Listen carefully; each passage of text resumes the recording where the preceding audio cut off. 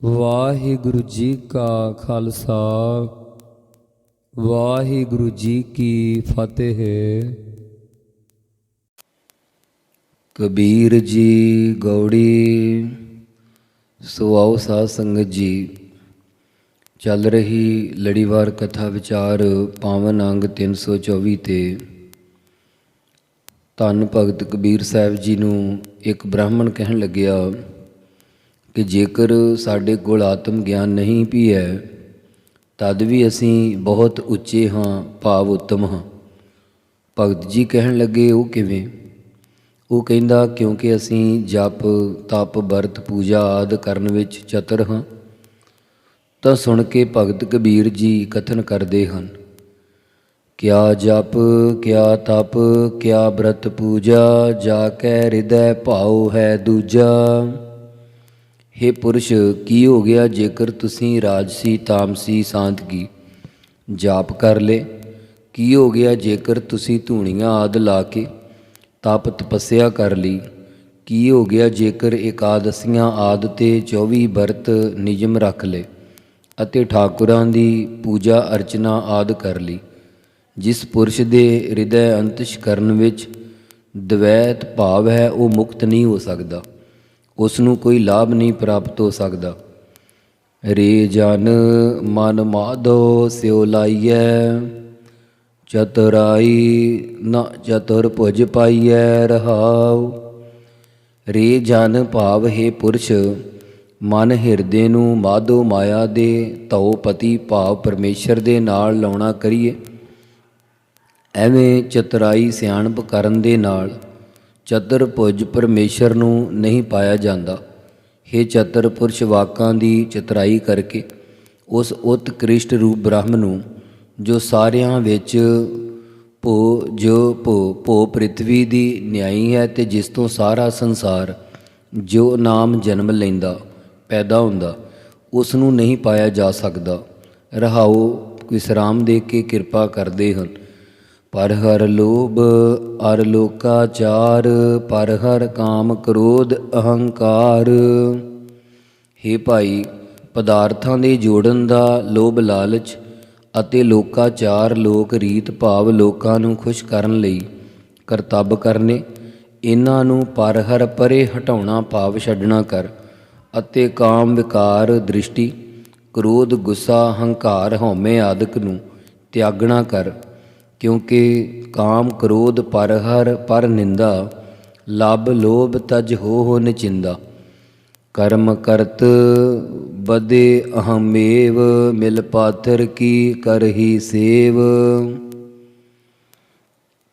ਕਰਮ ਕਰਤ ਬਦੇ ਅਹਮੇਵ, ਸੋ ਬਦੇ ਦਾ ਉਚਾਰਨ ਪੋਲਾ ਹੈ ਤੇ ਦੂਸਰੇ ਅਰਥ ਵਾਸਤੇ ਬੱਦੇ ਕੱਸ ਕੇ ਵੀ ਬੋਲ ਸਕਦੇ ਹਾਂ। ਪਰਮੇਸ਼ਰ ਦੇ ਭਜਨ ਸਿਮਰਨ ਤੋਂ ਬਿਨਾਂ ਕਰਮਕਾਂਡੀ ਹੋ ਕੇ ਨਿਤ ਨਿਮਿਤ ਪ੍ਰਾਸ਼ਚਿਤ ਕਾਮਕ ਨਖਿੱਧ ਆਦਿ ਕਰਮਾਂ ਨੂੰ ਕਰਨ ਨਾਲ ਨਿਸ਼ਚੇ ਕਰਕੇ ਹੰਕਾਰ ਬਦੇ ਵੱਧ ਜਾਂਦਾ ਹੈ।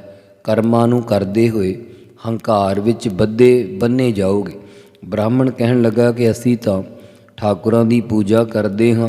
ਤਾਂ ਕਬੀਰ ਜੀ ਕਹਿੰਦੇ ਹਨ ਕਿ ਪੱਥਰਾਂ ਦੀ ਸੇਵਾ ਪੂਜਾ ਕਰਨ ਦੇ ਨਾਲ ਤੁਹਾਨੂੰ ਮਿਲਦਾ ਕੀ ਹੈ? ਭਾਵ ਪੱਥਰ ਵਿੱਚੋਂ ਕੁਝ ਨਹੀਂ ਮਿਲਣਾ। ਕਬੀਰ ਪਾਹਨ ਪਰਮੇਸ਼ਰ ਕੀਆ ਪੂਜੈ ਸਭ ਸੰਸਾਰ, ਇਸ ਪਰਵਾਸੇ ਜੋ ਰਹੇ ਬੂਢੇ ਕਾਲੀ ਧਾਰ। ਜੋ ਪਾਥਰ ਕੋ ਕਹਤੇ ਦੇਵ, ਤਾਕੀ ਬਿਰਥਾ ਹੋਵੈ ਸੇਵ। ਜੋ ਪਾਥਰ ਕੀ ਪਾਈ ਪਾਏ, ਤਿਸ ਕੀ ਕਾਲ ਅਜਾਈ ਜਾਏ। ਮਹਾਰਾਜ ਦਸਵੇਂ ਪਾਤਸ਼ਾਹ ਧੰਨ ਗੁਰੂ ਗੋਬਿੰਦ ਸਿੰਘ ਮਹਾਰਾਜ ਜੀ ਸਵਈਆਂ ਵਿੱਚ ਫਰਮਾਉਂਦੇ ਹਨ, ਕਾਹੇ ਕੋ ਪੂਜਿਤ ਪਾਹਨ ਕੋ ਕਛ ਪਾਹਨ, ਮੈਂ ਪਰਮੇਸ਼ਰ ਨਾਹੀ ਤਾਹੀ ਕੋ ਪੂਜ। ਪ੍ਰਭੂ ਕਰ ਕੇ ਜਿਹ ਪੂਜਿਤ ਹੀ ਅਗ ਓਗ ਮਿਟਾਹੀ। ਆਦ ਬੇਆਦ ਕੇ ਬੰਧਨ ਜੇਤਕ, ਨਾਮ ਕੇ ਲੇਤ ਸਭੈ ਛੁਟ ਜਾਹੀ।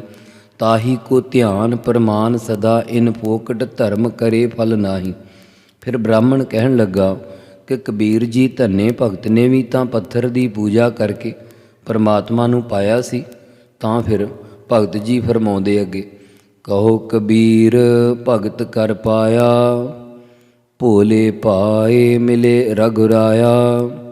ਕਬੀਰ ਜੀ ਕਥਨ ਕਰਦੇ ਹਨ ਕਿ ਧੰਨੇ ਨੇ ਤਾਂ ਪ੍ਰੇਮਾ ਭਗਤੀ ਕਰਕੇ ਹੀ ਪਰਮਾਤਮਾ ਨੂੰ ਪ੍ਰਾਪਤ ਕੀਤਾ ਸੀ। ਜੇਕਰ ਪੱਥਰ 'ਚੋਂ ਮਿਲਦਾ ਤਾਂ ਤ੍ਰਿਲੋਚਨ ਸਾਰੀ ਉਮਰ ਪੱਥਰਾਂ ਦੀ ਹੀ ਪੂਜਾ ਕਰਦਾ ਰਿਹਾ, ਉਸ ਨੂੰ ਕਿਉਂ ਨਾ ਮਿਲਿਆ। ਭੋਲੇ ਭਾਏ ਸਿੱਧੇ ਸਾਦੇ ਸੁਭਾਅ ਕਰਕੇ ਹੀ ਧੰਨੇ ਭਗਤ ਨੂੰ ਰਘੁਰਾਇਆ ਪਰਮੇਸ਼ਰ, ਰਘੁਰਾਇਆ ਰਘੂਆਂ ਦੀ ਕੁਲ ਦਾ ਰਾਜਾ ਭਾਵ ਰਾਮ ਪਰਮੇਸ਼ਰ ਮਿਲਿਆ ਹੈ। ਧੰਨੇ ਦੇ ਭੋਲੇ ਨਿਸ਼ਕਪਟ ਸੁਭਾਅ ਕਰਕੇ ਹੀ ਸਾਰੀਆਂ ਇੰਦਰੀਆਂ ਨੂੰ ਚਲਾਉਣ ਵਾਲਾ ਰਾਇਆ ਰਾਜਾ ਰੂਪ ਪਰਮੇਸ਼ਰ ਮਿਲਿਆ ਹੈ।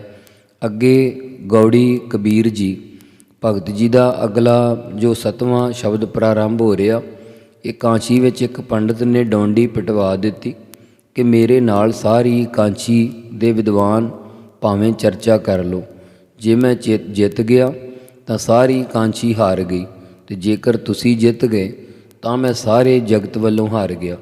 ਇਸ ਤਰ੍ਹਾਂ ਜਾਣ ਕੇ ਬ੍ਰਾਹਮਣਾਂ ਨੇ ਸੋਚਿਆ ਕਿ ਲੱਗਦਾ ਇਹ ਪੰਡਤ ਬਹੁਤ ਵਿਦਵਾਨ ਹੋਵੇਗਾ, ਜੇਕਰ ਅਸੀਂ ਹਾਰ ਗਏ ਤਾਂ ਕਾਂਚੀ ਦੀ ਹੇਠੀ ਹੋਵੇਗੀ। ਆਪਾਂ ਨੂੰ ਕਬੀਰ ਟਿਕਣ ਨਹੀਂ ਦਿੰਦਾ, ਚਲੋ ਇਸ ਨੂੰ ਉਸ ਦੇ ਕੋਲ ਲੈ ਚਲੀਏ। ਬ੍ਰਾਹਮਣਾਂ ਦੀ ਚਲਾਕੀ ਸੀ ਕਿ ਜੇਕਰ ਕਬੀਰ ਜਿੱਤ ਗਿਆ ਤਾਂ ਕਹਾਂਗੇ ਕਿ ਸਾਰੀ ਕਾਂਚੀ ਜਿੱਤ ਗਈ ਹੈ, ਜੇ ਕਬੀਰ ਹਾਰ ਗਿਆ ਤਾਂ ਕਹਾਂਗੇ ਕਿ ਕਬੀਰ ਜੁਲਾਹਾ ਹੀ ਹਾਰਿਆ ਹੈ। ਇਸ ਤਰ੍ਹਾਂ ਸੋਚ ਕੇ ਇਹਨਾਂ ਨੇ ਉਸ ਹੰਕਾਰੀ ਪੰਡਤ ਨੂੰ ਭਗਤ ਕਬੀਰ ਜੀ ਦੇ ਪਾਸ ਲੈ ਆਂਦਾ ਅਤੇ ਕਿਹਾ ਕਿ ਕਬੀਰ ਜੀ ਇਹ ਤੁਹਾਡੇ ਨਾਲ ਚਰਚਾ ਕਰਨ ਲਈ ਆਇਆ ਹੈ। ਕਬੀਰ ਜੀ ਬੈਠੇ ਸਨ।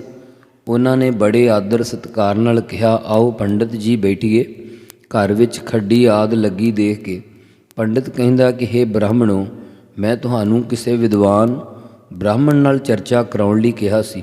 ਇਸ ਮਾਮੂਲੀ ਜਿਹੇ ਜੁਲਾਹੇ ਨਾਲ ਮੈਂ ਕੀ ਚਰਚਾ ਕਰਾਂ। ਤਾਂ ਭਗਤ ਕਬੀਰ ਸਾਹਿਬ ਜੀ ਇਸ ਪੰਡਤ ਨੂੰ ਕਹਿਣ ਲੱਗੇ, ਸੋ ਰਹਾਉ ਵਾਲੀ ਪੰਕਤੀ ਦਾ ਅਰਥ ਪਹਿਲਾਂ ਕਰਨਾ ਹੈ। ਗੌੜੀ ਕਬੀਰ ਜੀ ਕਹੋ ਰੇ ਪੰਡਤ ਬਾਮਨ ਕਬ ਕੇ ਹੋਏ। ਹੇ ਪੰਡਤ ਵਿਦਵਾਨ ਬ੍ਰਾਹਮਣ ਜੀ, ਤੁਸੀਂ ਇਹ ਗੱਲ ਕਹੋ, ਦੱਸਣਾ ਕਰੋ ਭਲਾ, ਤੁਸੀਂ ਬ੍ਰਾਹਮਣ ਕਦੋਂ ਦੇ ਹੋਏ ਹੋ, ਭਾਵ ਬਣੇ ਕਦੋਂ ਦੇ ਹੋ ਬ੍ਰਾਹਮਣ। ਪੰਡਤ ਕਹਿਣ ਲੱਗਾ ਕਿ ਤੁਹਾਡਾ ਕੀ ਮਤਲਬ ਹੈ। ਤਾਂ ਕਬੀਰ ਜੀ ਇੱਕ ਸਾਖੀ ਦੁਆਰਾ ਕਹਿੰਦੇ ਹਨ, ਜਿਸ ਪ੍ਰਕਾਰ ਭੱਖਰ ਸੱਖਰ ਰੋੜੀ ਵਾਲੇ ਇਲਾਕੇ ਵਿੱਚ ਤੁਸੀਂ ਬ੍ਰਾਹਮਣ ਲੋਕ ਵਪਾਰ ਕਰਨ ਜਾਇਆ ਕਰਦੇ ਸੀ, ਉੱਥੇ ਸਾਰਾ ਇਲਾਕਾ ਮੁਸਲਮਾਨਾਂ ਦਾ ਹੀ ਸੀ, ਜਿਸ ਕਰਕੇ ਬ੍ਰਾਹਮਣਾਂ ਨੂੰ ਭੋਜਨ ਆਦਿ ਦੀ ਬੜੀ ਤੰਗੀ ਆਉਂਦੀ ਸੀ। ਤਾਂ ਇਹਨਾਂ ਵਪਾਰੀਆਂ ਨੇ ਉੱਥੇ ਇੱਕ ਬ੍ਰਾਹਮਣੀ ਛੱਡ ਦਿੱਤੀ ਕਿ ਤੂੰ ਸਾਡੇ ਵਪਾਰੀਆਂ ਦੀ ਰੋਟੀ ਪਕਾ ਦਿਆ ਕਰ। ਕੁਝ ਸਮੇਂ ਪਿੱਛੋਂ ਬ੍ਰਾਹਮਣੀ ਗੁਜ਼ਰ ਗਈ, ਜਿਸ ਕਰਕੇ ਇਹਨਾਂ ਵਪਾਰੀ ਬ੍ਰਾਹਮਣਾਂ ਨੂੰ ਫਿਰ ਬਹੁਤ ਤੰਗੀ ਆਈ। ਤਾਂ ਉੱਥੋਂ ਦੇ ਮੁਸਲਮਾਨਾਂ ਨੇ ਕਿਹਾ ਕਿ ਇੱਥੇ ਇੱਕ ਰੰਡੀ ਸ਼ਜਦਾਣੀ ਸ਼ਜਦ ਦੇ ਘਰ ਵਾਲੀ ਹੈ, ਤੁਸੀਂ ਉਸ ਨੂੰ ਬ੍ਰਾਹਮਣੀ ਬਣਾ ਲਓ। ਤਾਂ ਇਹਨਾਂ ਬ੍ਰਾਹਮਣਾਂ ਨੇ ਉਸ ਸ਼ਜਦਾਣੀ ਨੂੰ ਕਿਹਾ ਕਿ ਚੰਗਾ, ਇਸ ਤਰ੍ਹਾਂ ਕਰ, ਆਪਣੇ ਮੱਥੇ 'ਤੇ ਤਿਲਕ ਲਾ ਲੈ, ਸਵੇਰੇ ਉੱਠ ਕੇ ਇਸ਼ਨਾਨ ਕਰਨਾ, ਚੌਕਾ ਦਿਆ ਕਰ ਆਦਿ ਕਹਿ ਕੇ ਉਸ ਨੂੰ ਗੰਗਾ ਜਲ ਨਾਲ ਇਸ਼ਨਾਨ ਕਰਾਇਆ ਅਤੇ ਕਿਹਾ ਕਿ ਹੁਣ ਤੂੰ ਬ੍ਰਾਹਮਣੀ ਬਣ ਗਈ ਹੈ। ਫਿਰ ਉਹ ਬ੍ਰਾਹਮਣੀ ਬਣ ਕੇ ਵਪਾਰੀਆਂ ਦੀ ਰੋਟੀ ਪਕਾਉਂਦੀ ਰਹੀ। ਇਸ ਤਰ੍ਹਾਂ ਕੁਝ ਸਮਾਂ ਲੰਘ ਗਿਆ। ਇੱਕ ਦਿਨ ਉਸ ਦੇ ਘਰ ਬ੍ਰਾਹਮਣ ਅਤੇ ਬ੍ਰਾਹਮਣੀ ਆ ਗਏ। ਰੋਟੀ ਪਾਣੀ ਖਵਾਉਣ ਤੋਂ ਬਾਅਦ ਜਦੋਂ ਬ੍ਰਾਹਮਣੀ ਨਾਲ ਗੱਲਾਂ ਕਰਨ ਲੱਗੀ ਤਾਂ ਸ਼ਜਦਾਣੀ ਕਹਿਣ ਲੱਗੀ ਕਿ ਭੈਣੇ, ਤੂੰ ਕਦੋਂ ਕਦੀ ਬ੍ਰਾਹਮਣੀ ਬਣੀ ਹੈ। ਉਹ ਕਹਿਣ ਲੱਗੀ ਕਿ ਬ੍ਰਾਹਮਣੀ ਇਉਂ ਬਣ ਜਾਈਦਾ ਹੈ। ਉਹ ਅੱਗੋਂ ਕਹਿੰਦੀ ਕਿ ਮੈਨੂੰ 2 ਸਾਲ ਹੋ ਗਏ ਹਨ ਬ੍ਰਾਹਮਣੀ ਬਣੀ ਨੂੰ, ਪਹਿਲਾਂ ਮੈਂ ਸ਼ਜਦਾਣੀ ਸੀ। ਕੁਝ ਵਪਾਰੀ ਬ੍ਰਾਹਮਣ ਆਏ, ਉਹਨਾਂ ਨੇ ਮੈਨੂੰ ਬ੍ਰਾਹਮਣੀ ਬਣਾਇਆ। ਇਹ ਗੱਲ ਸੁਣ ਕੇ ਉਹ ਦੋਵੇਂ ਬ੍ਰਾਹਮਣ ਅਤੇ ਬ੍ਰਾਹਮਣੀ ਸ਼ਰਮਿੰਦੇ ਜਿਹੇ ਹੋ ਕੇ ਚਲੇ ਗਏ। ਇਸੇ ਤਰ੍ਹਾਂ ਕਬੀਰ ਜੀ ਕਹਿ ਰਹੇ ਹਨ ਕਿ ਤੁਸੀਂ ਵੀ ਉਸੇ ਤਰ੍ਹਾਂ ਤਾਂ ਨਹੀਂ ਬਣੇ। ਬਾਮਨ ਕਹਿ ਜਨਮ ਮਤ ਖੋਏ ਰਹਾਓ। ਅਗਲੀ ਪੰਕਤੀ ਕਹਿੰਦੇ ਹਨ, ਬਾਮਨ ਕਹਿ ਜਨਮ ਮਤ ਖੋਏ ਰਹਾਓ। ਐਵੇਂ ਵਿਅਰਥ ਹੀ ਆਪਣੇ ਆਪ ਨੂੰ ਬ੍ਰਾਹਮਣ ਕਹਿ ਆਖ ਕੇ ਆਪਣਾ ਜਨਮ ਮਤਾਂ ਖੋਵੋ ਗਵਾਵੋ ਰਹਾਓ। ਪੰਡਤ ਕਹਿਣ ਲੱਗਾ ਕਿ ਅਸੀਂ ਤਾਂ ਪਹਿਲਾਂ ਤੋਂ ਹੀ ਖਾਨਦਾਨੀ ਬ੍ਰਾਹਮਣ ਹਾਂ, ਸਾਡਾ ਬਾਪ ਬ੍ਰਾਹਮਣ ਹੈ, ਇਸ ਕਰਕੇ ਅਸੀਂ ਵੀ ਬ੍ਰਾਹਮਣ ਹਾਂ। ਕਬੀਰ ਸਾਹਿਬ ਜੀ ਕਹਿਣ ਲੱਗੇ ਕਿ ਤੁਹਾਡਾ ਪਿਤਾ ਕਿਸ ਦਾ ਪੁੱਤਰ ਹੈ। ਕਹਿੰਦਾ ਉਹ ਵੀ ਬ੍ਰਾਹਮਣ ਦਾ। ਉਸ ਦਾ ਪਿਤਾ ਉਹ ਵੀ ਬ੍ਰਾਹਮਣ ਦਾ। ਇਸ ਪ੍ਰਕਾਰ ਬ੍ਰਹਮਾ ਤੱਕ ਗੱਲ ਪਹੁੰਚ ਗਈ। ਪੰਡਿਤ ਕਹਿੰਦਾ ਕਿ ਬ੍ਰਹਮਾ ਜੀ ਤੋਂ ਸਾਡੀ ਉਤਪਤੀ ਹੋਈ ਹੈ, ਇਸ ਕਰਕੇ ਅਸੀਂ ਬ੍ਰਾਹਮਣ ਹਾਂ। ਕਬੀਰ ਜੀ ਕਹਿੰਦੇ ਕਿ ਬ੍ਰਹਮਾ ਤਾਂ ਆਪ ਹੀ ਬ੍ਰਾਹਮਣ ਨਹੀਂ ਸੀ, ਫਿਰ ਤੁਸੀਂ ਕਿਵੇਂ ਬ੍ਰਾਹਮਣ ਹੋਏ? ਕਿਉਂਕਿ ਤੁਸੀਂ ਆਪ ਹੀ ਤੇ ਪੁਰਾਣਾ ਸਿਮਰਤੀਆਂ ਆਦਿ ਦੀਆਂ ਉਦਾਹਰਣਾਂ ਦੇ ਕੇ ਕਹਿੰਦੇ ਹੋ ਕਿ ਬ੍ਰਹਮਾ ਦਾ ਜਨਮ ਵਿਸ਼ਨੂੰ ਦੀ ਨਾਭੀ ਦੇ ਕਮਲ ਵਿੱਚੋਂ ਹੋਇਆ। ਸੋ ਫਿਰ ਵਿਸ਼ਨੂੰ ਜੀ ਤਾਂ ਖੱਤਰੀ ਹਨ, ਕਿਉਂਕਿ ਕਰਮ ਦੇਵਤਾ ਨਾਮ ਕਹਾਵੈ। ਜੈਸਾ ਕੋਈ ਕਰਮ ਕਰਦਾ ਹੈ ਉਸ ਅਨੁਸਾਰ ਉਸ ਦਾ ਨਾਮ ਪੈ ਜਾਂਦਾ। ਤੇ ਵਿਸ਼ਨੂੰ ਜੀ ਨੇ ਆਪਣੇ ਭਗਤਾਂ ਦੀ ਰੱਖਿਆ ਲਈ ਅਵਤਾਰ ਧਾਰ ਕੇ ਰਾਖਸ਼ਾਂ ਨੂੰ ਮਾਰਨਾ ਕੀਤਾ, ਜਿਸ ਕਰਕੇ ਉਹ ਖੱਤਰੀ ਹਨ। ਫਿਰ ਤੁਸੀਂ ਕਿਵੇਂ ਬ੍ਰਾਹਮਣ ਹੋ ਗਏ? ਪੰਡਿਤ ਕਹਿੰਦਾ ਕਿ ਮੈਂ ਆਪਣੀ ਮਾਂ ਦੇ ਗਰਭ 'ਚੋਂ ਪੈਦਾ ਹੋਇਆ, ਉਹ ਬ੍ਰਾਹਮਣੀ ਹੈ, ਇਸ ਕਰਕੇ ਮੈਂ ਵੀ ਬ੍ਰਾਹਮਣ ਹਾਂ। ਤਾਂ ਕਬੀਰ ਸਾਹਿਬ ਜੀ ਅੱਗੇ ਆਰੰਭ ਵਾਲੀਆਂ ਪੰਕਤੀਆਂ ਤੋਂ ਅਰਥ ਸ਼ੁਰੂ ਕਰਦੇ ਹਨ ਗੁਰਬਾਣੀ। ਗੌੜੀ ਕਬੀਰ ਜੀ ਗਰਭਵਾਸ ਮਹਿ ਕੁਲ ਨਹੀਂ ਜਾਤੀ। ਮਾਤਾ ਦੇ ਪੇਟ ਵਿੱਚ ਵਸਦਿਆਂ ਦੀ ਨਾ ਕਿਸੇ ਨੇ ਕੋਈ ਕੁਲ ਸੀ ਤੇ ਨਾ ਹੀ ਜਾਤੀ ਕੁਲ ਜਾਣੀ ਜਾਂਦੀ ਹੈ। ਜਦੋਂ ਕੋਈ ਬਾਲਕ ਜਨਮ ਲੈਂਦਾ ਹੈ ਤਾਂ ਉਸ ਦੀ ਮਾਂ ਹੀ ਉਸ ਨੂੰ ਜਾਤ ਆਦਿ ਦਾ ਸੰਸਕਾਰ ਪਾਉਂਦੀ ਹੈ। ਤੂੰ ਬ੍ਰਾਹਮਣ ਹੈ ਜਾਂ ਖੱਤਰੀ, ਸ਼ੂਦਰ, ਵੈਸ਼, ਜੇਕਰ ਗਰਭ ਵਿੱਚ ਵਸਣ ਕਰਕੇ ਹੀ ਬ੍ਰਾਹਮਣ ਹੋ ਜਾਂਦਾ ਤਾਂ ਬਿਆਸ, ਵਸ਼ਿਸ਼ਟ ਆਦਿ ਰਿਖੀ ਬ੍ਰਾਹਮਣ ਨਹੀਂ ਹੋ ਸਕਦੇ, ਕਿਉਂਕਿ ਬਿਆਸ ਜੀ ਮਸ਼ੋਦਰੀ ਦੇ ਗਰਭ ਤੋਂ ਪੈਦਾ ਹੋਏ, ਵਸ਼ਿਸ਼ਟ ਜੀ ਕੰਚਕਾ ਦੇ ਵੇਸ਼ਵਾ ਦੇ ਗਰਭ ਤੋਂ ਪੈਦਾ ਹੋਏ, ਹਸਤਾਮਲ ਮੁਨੀ ਹਥਨੀ ਦੇ ਪੇਟੋਂ ਪੈਦਾ ਹੋਇਆ, ਗੌਤਮ ਰਿਖੀ ਸਹੀ ਦੇ ਪੇਟੋਂ ਪੈਦਾ ਹੋਇਆ। ਇਤਿਆਦਿਕ ਇਹਨਾਂ ਸਭਨਾਂ ਦਾ ਹੋਰਨਾਂ ਪੁਰਾਣਾ ਆਦਿਕ ਗ੍ਰੰਥਾਂ ਵਿੱਚ ਵਿਸਥਾਰ ਸਹਿਤ ਪ੍ਰਸੰਗ ਆਉਂਦਾ। ਸੋ ਪ੍ਰਬੋਧ ਚੰਦਰ ਨਾਟਕ ਦੇ ਦੂਜੇ ਅਧਿਆਏ ਵਿੱਚ ਜ਼ਿਕਰ ਹੈ। ਰਿਖ ਸ੍ਰਿੰਗ ਮ੍ਰਿਗੀ ਕੁਸ ਕੌਸਕ ਔ ਗਜਨੀ ਹਸਤਾਮਲ ਜੂ ਉਪਜਾਏ। ਵਾਰ ਵਧੂ ਸੋ ਵਸ਼ਿਸ਼ਟ ਜਏ ਦੁਹਤਾ ਪੁਨ ਝੀਵਰ ਬਿਆਸ ਉਪਾਏ। ਸਸ ਨਾਰ ਵਿਖੇ ਰਿਖ ਗੌਤਮ ਜੂ ਪੁਨ ਮਾਂਡਵ ਮੇਂਢ ਕੀ ਤੇ ਨਿਕਸਾਏ। ਤਨੀਆਂ ਸੋ ਚੰਡਾਲ ਪਰਾਸਰ ਜੂ ਰਿਖ ਔਰ ਮਤੰਗ ਮਤੰਗਨ ਜਾਏ। ਸੋ ਫਿਰ ਕਹਿੰਦਾ ਕਿ ਬ੍ਰਹਮਾ ਦੀ ਬਿੰਦ ਹੋਣ ਕਰਕੇ ਬ੍ਰਾਹਮਣ ਹਾਂ। ਤਾਂ ਕਬੀਰ ਜੀ ਕਹਿਣ ਲੱਗੇ, ਬ੍ਰਹਮ ਬਿੰਦ ਤੇ ਸਭ ਉਤਪਾਤੀ। ਹੇ ਪੰਡਤ, ਸਾਰੀ ਸ੍ਰਿਸ਼ਟੀ ਦੀ ਉਤਪੰਨਤਾ ਹੀ ਪਰਮੇਸ਼ਰ ਦੀ ਬਿੰਦ ਅੰਸ਼ ਤੋਂ ਹੁੰਦੀ ਹੈ। ਜੇਕਰ ਬ੍ਰਹਮਾ ਤੋਂ ਕਹੋ ਤਾਂ ਜੋ ਬਿੰਦ ਪਾਣੀ ਹੈ ਉਸ ਤੋਂ ਹੀ ਸਾਰੇ ਸੰਸਾਰ ਦੀ ਉਤਪਤੀ ਪੈਦਾਇਸ਼ ਹੋਈ ਹੈ। ਕਹੋ ਰੇ ਪੰਡਤ ਬਾਮਨ ਕਬ ਕੇ ਹੋਏ। ਬਾਮਨ ਕਹਿ ਕਹਿ ਜਨਮ ਮਤ ਖੋਏ ਰਹਾਉ। ਹੇ ਪੰਡਤ ਵਿਦਵਾਨ ਪੁਰਸ਼ਾ, ਦੱਸ ਮੈਂ ਤੈਥੋਂ ਪੁੱਛਦਾ ਹਾਂ, ਤੁਸੀਂ ਬ੍ਰਾਹਮਣ ਕਦੋਂ ਦੇ ਹੋਏ ਬਣੇ ਹੋ? ਐਵੇਂ ਵਿਅਰਥ ਹੀ ਆਪਣੇ ਆਪ ਨੂੰ ਬ੍ਰਾਹਮਣ ਕਹਿ ਕਹਿ ਕੇ ਆਖ ਕੇ ਹੰਕਾਰ ਕਰਕੇ ਆਪਣਾ ਜਨਮ ਮਤ ਖੋਏ ਮਤਾਂ ਖੋਵੋ। ਰਹਾਉ ਵਿਸਰਾਮ ਦੇ ਕੇ ਕਿਰਪਾ ਕਰਦੇ ਹਨ। ਪੰਡਿਤ ਕਹਿਣ ਲੱਗਾ ਕਿ ਨਹੀਂ ਕਬੀਰ ਜੀ, ਮੈਂ ਬ੍ਰਾਹਮਣੀ ਦਾ ਪੈਦਾ ਕੀਤਾ ਹੋਇਆ ਬ੍ਰਾਹਮਣ ਹੀ ਹਾਂ। ਤਾਂ ਕਬੀਰ ਜੀ ਫਿਰ ਕਹਿਣ ਲੱਗੇ, ਜੋ ਤੂੰ ਬ੍ਰਾਹਮਣ ਬ੍ਰਾਹਮਣੀ ਜਾਇਆ। ਤਉ ਆਨ ਬਾਟ ਕਾਹੇ ਨਹੀਂ ਆਇਆ।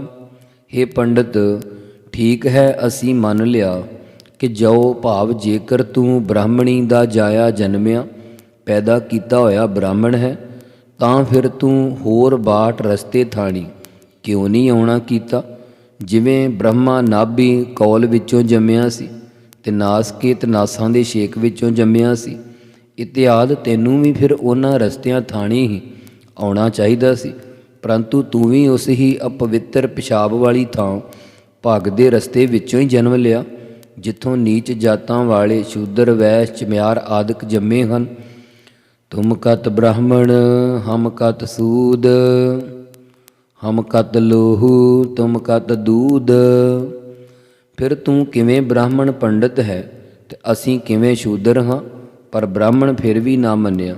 ਤਾਂ ਕਬੀਰ ਜੀ ਨੇ ਆਪਣੇ ਪੁੱਤਰ ਕਮਾਲੇ ਨੂੰ ਕਿਹਾ, ਬੇਟਾ ਛੁਰੀ ਲੈ ਕੇ ਆ, ਪੰਡਿਤ ਦੇ ਮਾਰ ਕੇ ਵੇਖੀਏ ਅਸੀਂ ਕਿਹੜੇ ਲਹੂ ਦੇ ਬਣੇ ਹਾਂ ਤੇ ਤੂੰ ਕਿਹੜੇ ਦੁੱਧ ਦਾ ਬਣਿਆ ਹੈ। ਤੇਰੇ ਵਿੱਚੋਂ ਵੀ ਖੂਨ ਹੀ ਨਿਕਲਣਾ ਹੈ। ਫਿਰ ਸਾਰਾ ਕੁਝ ਇੱਕ ਸਮਾਨ ਹੋਣ ਕਰਕੇ ਤੂੰ ਬ੍ਰਾਹਮਣ ਕਿਵੇਂ ਬਣ ਜਾਵੇਂਗਾ? ਇਹ ਸੁਣ ਕੇ ਪੰਡਿਤ ਨੂੰ ਕੋਈ ਗੱਲ ਨਾ ਆਈ। ਫਿਰ ਕਹਿਣ ਲੱਗਾ ਕਿ ਕਬੀਰ ਜੀ, ਤੁਹਾਡੇ ਮਤ ਅਨੁਸਾਰ ਕੋਈ ਬ੍ਰਾਹਮਣ ਹੈ ਹੀ ਨਹੀਂ। ਤਾਂ ਕਬੀਰ ਜੀ ਫਰਮਾਉਂਦੇ ਹਨ, ਕਹੋ ਕਬੀਰ ਜੋ ਬ੍ਰਹਮ ਵਿਚਾਰੈ, ਸੋ ਬ੍ਰਾਹਮਣ ਕਹੀਅਤ ਹੈ ਹਮਾਰੈ। ਭਗਤ ਕਬੀਰ ਸਾਹਿਬ ਜੀ ਕਥਨ ਕਰਦੇ ਹਨ ਕਿ ਜਿਹੜਾ ਬ੍ਰਹਮ ਵਾਹਿਗੁਰੂ ਪਰਮੇਸ਼ਰ ਨੂੰ ਵਿਚਾਰਦਾ ਹੈ, ਵਿਚਾਰ ਕਰਦਾ ਹੈ, ਉਹ ਹੀ ਹਮਾਰਾ ਸਾਡੇ ਮਤ ਅਨੁਸਾਰ ਬ੍ਰਾਹਮਣ ਕਹੀਦਾ ਹੈ। ਇਹ ਸੁਣ ਕੇ ਬਾਕੀ ਦੇ ਪੰਡਿਤ ਕਹਿਣ ਲੱਗੇ, ਕਬੀਰ ਜੀ ਤੁਸੀਂ ਤਾਂ ਸਾਨੂੰ ਉਤਲੇ ਗੇੜ 'ਚ ਪਾ ਕੇ ਹਰਾ ਦਿੱਤਾ, ਅਸੀਂ ਤਾਂ ਸ਼ਾਸਤਰ ਪ੍ਰਮਾਣਾਂ ਦੁਆਰਾ ਤੁਹਾਡੇ ਨਾਲ ਚਰਚਾ ਕਰਨ ਆਏ ਹਾਂ, ਸਾਡੇ ਸ਼ਾਸਤਰਾਂ ਅਨੁਸਾਰ ਤੁਸੀਂ ਗੱਲ ਕਰੋ। ਤਾਂ ਕਬੀਰ ਜੀ ਕਹਿਣ ਲੱਗੇ ਕਿ ਠੀਕ ਹੈ ਪੰਡਤੋ, ਹੁਣ ਅਸੀਂ ਇਹਨਾਂ ਬਚਨਾਂ ਵਿੱਚ ਹੀ ਸ਼ਾਸਤਰਾਂ ਅਨੁਸਾਰ ਗੱਲ ਕਰਦੇ ਹਾਂ। ਸੋ ਦੂਸਰੇ ਅਰਥਾਂ ਰਾਹੀਂ ਕਰਦਿਆਂ ਦੱਸਦੇ ਹਨ। ਪਹਿਲਾਂ ਇਹਨਾਂ ਦੋਵਾਂ ਪੰਕਤੀਆਂ ਤੋਂ ਆਪਾਂ ਪ੍ਰਸ਼ਨ ਲੈਣਾ ਹੈ। ਜੋ ਤੂੰ ਬ੍ਰਾਹਮਣ ਬ੍ਰਾਹਮਣੀ ਜਾਇਆ, ਤਉ ਆਨ ਬਾਟ ਕਾਹੇ ਨਹੀਂ ਆਇਆ। ਜੇਕਰ ਤੂੰ ਬ੍ਰਾਹਮਣੀ ਦੀ ਨਿਆਈ ਸੁਰਤੀ ਦੁਆਰਾ ਜਾਇਆ ਪੈਦਾ ਕੀਤਾ ਹੋਇਆ ਬ੍ਰਾਹਮਣ ਮੰਨਦਾ ਕਿ ਵੇਦਾਂ ਦੀਆਂ ਸੁਰਤੀਆਂ ਅਨੁਸਾਰ ਤੂੰ ਬ੍ਰਾਹਮਣ ਹੈ, ਤਾਂ ਫਿਰ ਆਨ ਦਵੈਤ ਨੂੰ ਬਾਟ ਵੰਡ ਕਰਕੇ ਟੁਕੜੇ ਟੁਕੜੇ ਕਰਕੇ ਕਿਉਂ ਨਹੀਂ ਸਾਡੇ ਕੋਲ ਆਇਆ? ਕਿਉਂਕਿ ਜਨਮ ਜਾਏ ਤੈ ਸੂਦਰਾ, ਸੰਸਕਾਰੇ ਦਿਜੋਤਮਾ, ਬੇਦੀ ਪਾਠੀ ਅਭੇਦ ਵਿਪਰਾ, ਬ੍ਰਹਮ ਜਨੰਤੀ ਭੀ ਬ੍ਰਾਹਮਣਾ। ਤੂੰ ਦਵੈਤ ਨੂੰ ਤਾਂ ਵੰਡ ਕੇ ਨਹੀਂ ਆਇਆ, ਸਾਨੂੰ ਸ਼ੂਦਰ ਸਮਝਦਾ ਹੈ ਅਤੇ ਆਪਣੇ ਆਪ ਨੂੰ ਬ੍ਰਾਹਮਣ ਕਹਿੰਦਾ ਹੈ। ਸੁਰਤੀ ਅਨੁਸਾਰ ਵੀ ਤੂੰ ਬ੍ਰਾਹਮਣ ਨਹੀਂ ਬਣ ਸਕਦਾ। ਉੱਤਰ ਦਿੰਦੇ ਕਿ ਅਰਥ ਮੇਲਣ ਲਈ ਦੁਆਰਾ ਮੁੱਢਲੀਆਂ ਪੰਕਤੀਆਂ 'ਚੋਂ ਪਹਿਲਾਂ ਦੂਜੀ ਪੰਕਤੀ ਦੇ ਅਰਥ ਕਰਨੇ। ਬ੍ਰਹਮ ਬਿੰਦ ਤੇ ਸਭ ਉਤਪਾਤੀ, ਜਿਹੜਾ ਪਰਮੇਸ਼ਰ ਨੂੰ ਬਿੰਦ ਜਾਣ ਲਵੇ ਉਸ ਦੇ ਅੰਦਰ ਹੀ ਸਾਰੇ ਦੈਵੀ ਕੁਲਾਂ ਦੀ ਉਤਪਤੀ ਹੁੰਦੀ ਹੈ। ਗਰਭਵਾਸ ਮਹਿ ਕੁਲ ਨਹੀਂ ਜਾਤੀ, ਬ੍ਰਹਮ ਬਿੰਦ ਤੇ ਸਭ ਉਤਪਾਤੀ। ਹੇ ਪੰਡਿਤ, ਗਰਭ ਵਿੱਚ ਵਸਣ ਵਾਲੇ ਤੇਰੇ ਹੰਕਾਰ ਵਾਲੇ ਕੰਮ ਹਨ, ਤੇਰੇ ਵਿੱਚ ਦੈਵੀ ਗੁਣਾ ਰੂਪ ਕੁਲ ਨਹੀਂ ਜਾਣੀ ਜਾਂਦੀ, ਇਸ ਕਰਕੇ ਤੂੰ ਬ੍ਰਾਹਮਣ ਨਹੀਂ ਹੋ ਸਕਦਾ। ਜਿਹੜੇ ਵਿਆਪਕ ਪਰਮੇਸ਼ਰ ਨੂੰ ਬਿੰਦ ਜਾਣਦੇ ਹਨ, ਉਹਨਾਂ ਦੇ ਅੰਦਰ ਹੀ ਸਾਰੇ ਪ੍ਰਕਾਸ਼ ਕਰਨ ਵਾਲੇ ਬ੍ਰਹਮ ਦੀ ਉਤਪਤੀ ਹੁੰਦੀ ਹੈ। ਕਹੋ ਰੇ ਪੰਡਤ ਬਾਮਨ ਕਬ ਕੇ ਹੋਏ, ਬਾਮਨ ਕਹਿ ਕਹਿ ਜਨਮ ਮਤ ਖੋਏ ਰਹਾਉ। ਹੇ ਆਪਣੇ ਆਪ ਨੂੰ ਪੰਡਿਤ ਵਿਦਵਾਨ ਕਹਾਉਣ ਵਾਲੇ, ਟੇਢੇ ਮਨ ਵਾਲੇ, ਤੁਸੀਂ ਬ੍ਰਾਹਮਣ ਕਦੋਂ ਦੇ ਹੋਏਗੇ, ਕਦੋਂ ਦੇ ਹੋ ਗਏ ਹੋ, ਬਣੇ ਹੋ?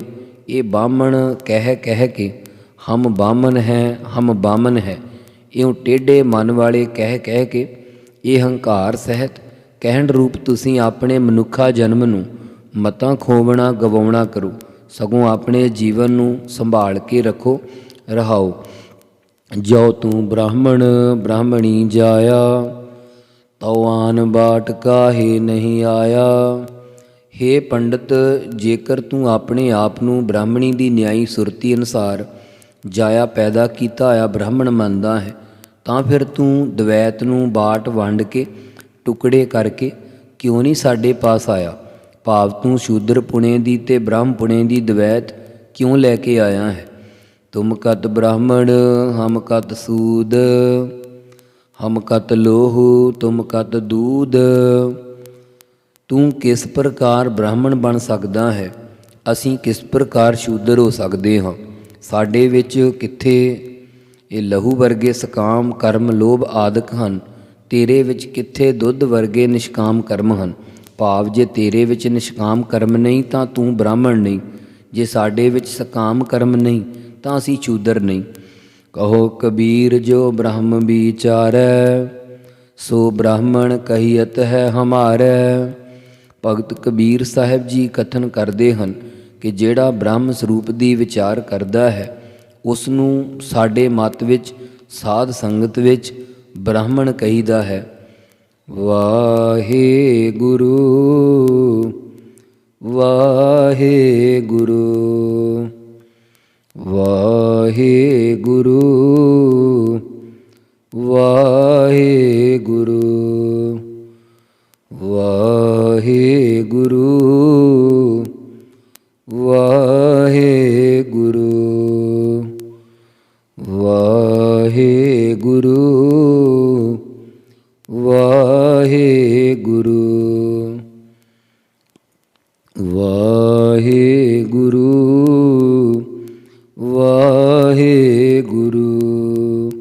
ਵਾਹਿਗੁਰੂ ਜੀ ਕਾ ਖਾਲਸਾ ਵਾਹਿਗੁਰੂ ਜੀ ਕੀ ਫਤਿਹ।